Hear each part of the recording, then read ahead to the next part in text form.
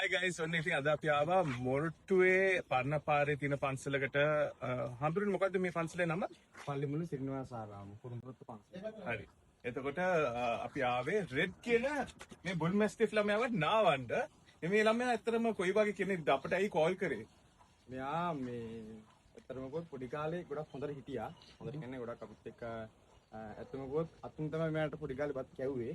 හැබැයි ඒ වුණාට මේ ලොකු හාමුදුරුවන්ගේ විදේශ කැපවීමත් එක්ක ටිකක් මේ බල්ලා කාටවත් කන්ට්‍රෝල් කරගන්න බැරි වුණා. හැබැයි ඒක පුළුවන් වුණේ ලොකු හාමුදුරුවන්ට විතරයි. ලොකු හාමුදුරුවන්ට විතරයි පුළුවන් වුණේ මේ ඊට පස්සේ ටික යන්න මේ මෙයා කිසිම අපු අඩුතරම කතා කරාටවත් මෙයා කිසිම දෙයකට ගණන් ගන්න නැහැ.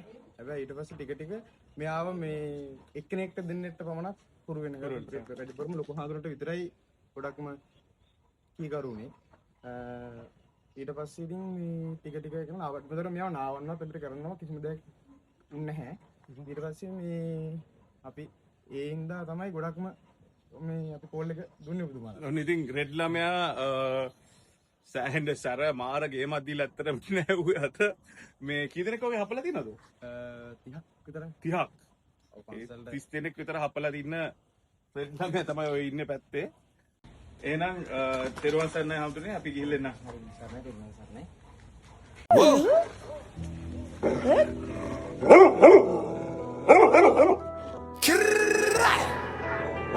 Yeah. Chillin'.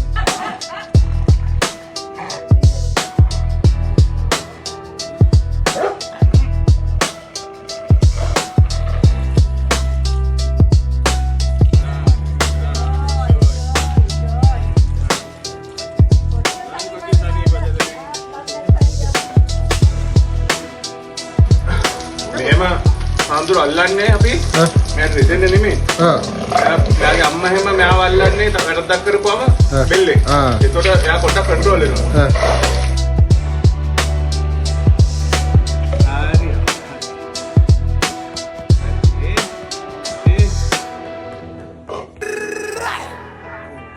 Yeah.